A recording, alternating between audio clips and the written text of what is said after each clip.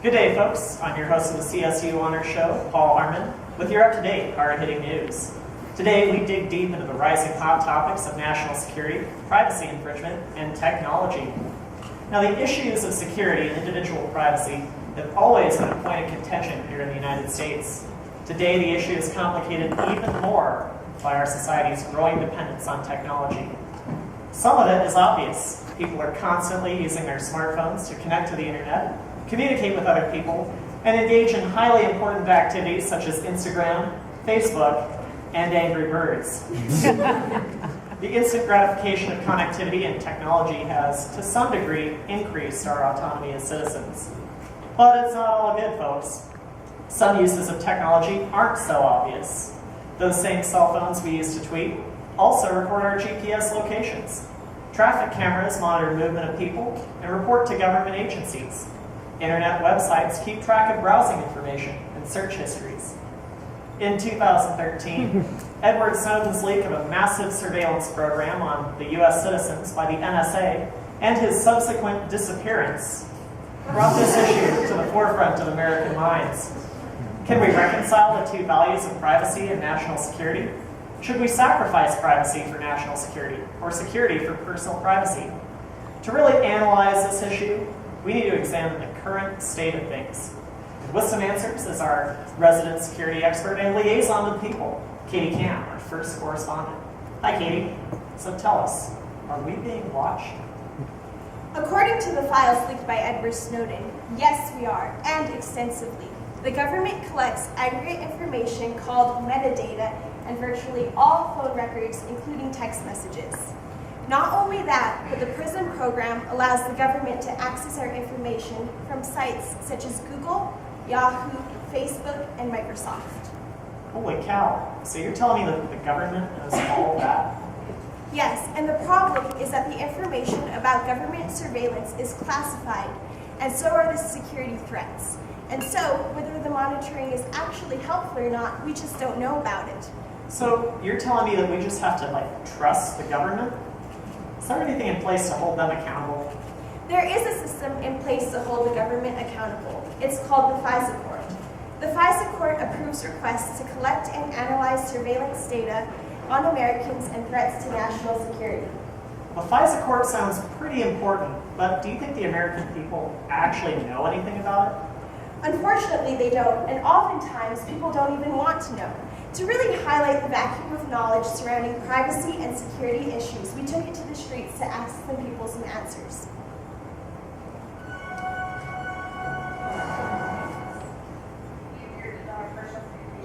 Not entirely secure, but someone would have to be really motivated. Secure enough for what I can run. Yeah, I would agree with that. Are you okay with your tracking your journey? Yeah, it depends on what they're like. The data is okay to some degree, but anything more than that is not okay. I'd be fine with them tracking like what websites they go off, but I don't think I'd be fine with them like reading all any.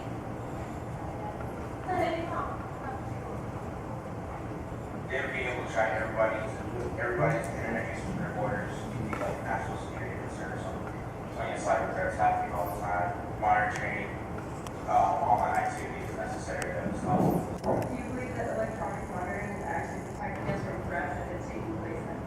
No. Maybe I'm not sure. If there were a terrorist threat from the government, would you rather not know?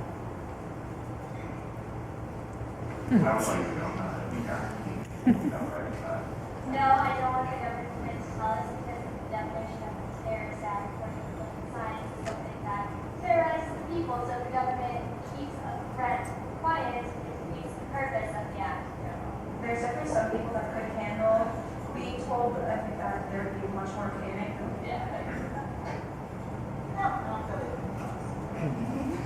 Do you believe there's a system in place to hold the government accountable for how they monitor U.S. citizens? Absolutely not. I would hope so. There is. I don't think it's very effective. Just because of all things. I don't think it's just enough. If they do something wrong, if they set the bounds, they're not going to get punished. There have been cases where, like, not. And so they like take it too far. Do you know what FISA stands for? I should know. Wow, Katie, sounds like people are all over the board. Exactly, but despite people's opinions on the subject, it's still happening. So what exactly is this FISA court, and what's it supposed to do? Well, FISA stands for the Foreign Intelligence Surveillance Act, and the FISA court is set in place in order to regulate the government monitoring of suspected domestic terrorist threats. If the NSA wants to get a warrant to run surveillance on a suspected terrorist, they go to the FISA court to get it. So let me get this straight. The F in FISA stands for foreign, but what about all the spying on American citizens? In recent years, like with Snowden, we do have widespread evidence that points to data collection and surveillance on every American citizen, and the FISA court did approve those warrants for those intrusions. Basically, while the public doesn't know about all the monitoring that's going on or the reality of potential security threats, the FISA court has a front row seat to all the action, and they let us know what is legal and what is not. That's a lot of responsibility. So who exactly are these fine folks, and how do they get appointed? Well, the Supreme Court Chief Justice appoints FISA judges from current district court judges. To become a district court judge, one must first be nominated by the president and then confirmed by the Senate. Okay, so let's recap that real quick. So you've got the president, the Senate, and the Chief Justice of the Supreme Court. Sounds like these FISA court judges are pretty thoroughly vetted. Yes, and they need to be thoroughly vetted because in general, during any given week, only 1 out of the 11 judges are able to approve or reject surveillance warrants by being on duty. Just one, and that's a lot of responsibility. It sure is. And I've got a statistic as well that says that there have only been a handful, maybe 12 appeals in the history of the FISA court. What's that all about? If a warrant is initially rejected, it can be revised and resubmitted before it officially becomes a formal request. So yes, warrants are granted pretty much always.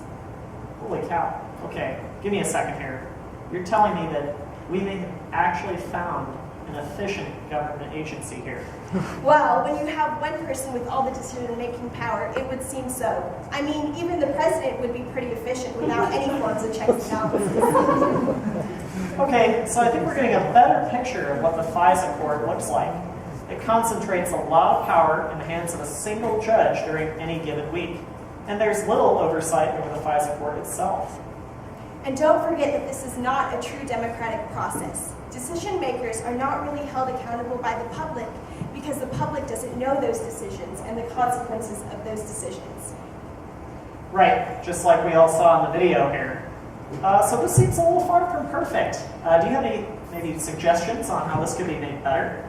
I'm for total overhaul. Either that or I'll move to Canada. Excuse me, Paul. Hear me. Oh my. Come here, bro. Uh-oh. There's something to say here. It's Ryan, our online Easy there, correspondent. Kanye. Want to scoot over a bit? Thanks.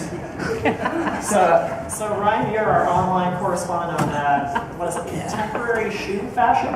Yep. I didn't know you were interested in the FISA court. Yeah, Paul, I know you read my piece last month on toe sock reform, but I guess you also didn't know that I'm heavily invested in FISA court reform as well. Well, I guess the shoe is on the other foot now.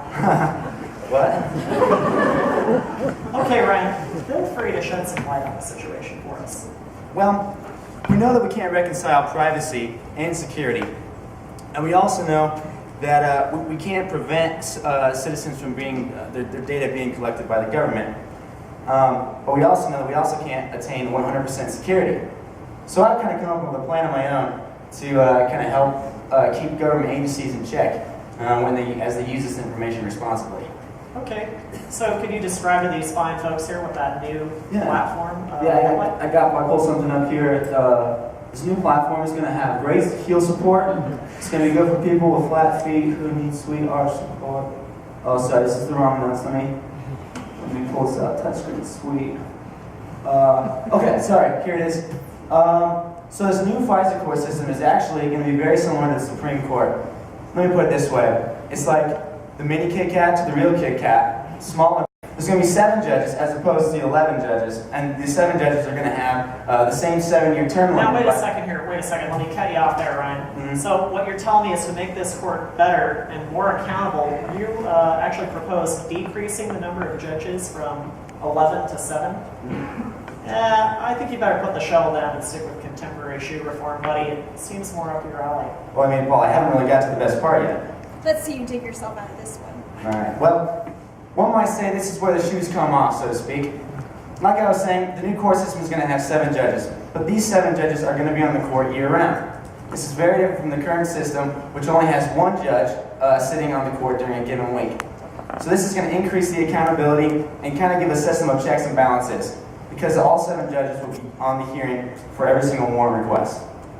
Okay, that makes some sense. So let's say a government agency, maybe the NSA or somebody, comes to the FISA court with a request for a warrant. How would this process play out under this new system? Yeah, so if the NSA were to submit a request, they would be subject to a hearing.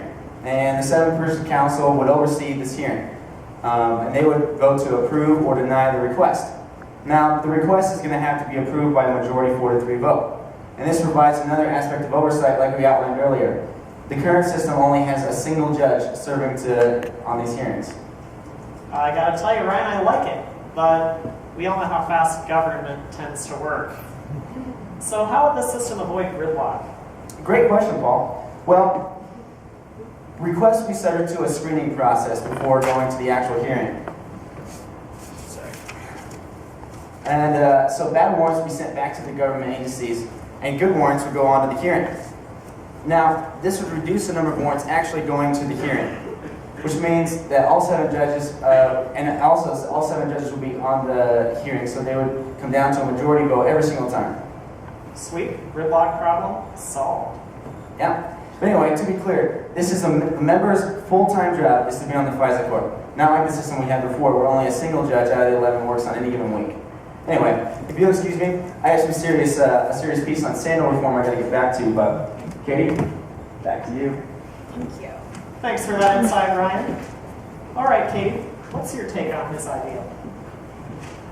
I'm still a bit worried it's too similar to the old system. I mean, the government could still infringe on my privacy, but I am pleased with the additional oversight. I really hate to agree with Ryan, but I guess I'll wait on those tickets to Canada. Thanks, Katie. So there you have it, folks. The key to preserving the privacy rights of U.S. citizens and the security of this country appears to lie with the FISA court and the way that we do surveillance. There's no such thing as full privacy in today's society because of our changing social values and our increased dependence on technology. We've seen that our society can only function by trusting our government, and that people can't and shouldn't know everything about the threats that we face. So in order to increase accountability of policymakers, we can subject them to better oversight and protect privacy by making sure that government agencies use our information appropriately. This proposed restructuring of the FISA court would go a long way in accomplishing that goal. I'm your host, Paul Harmon, signing off.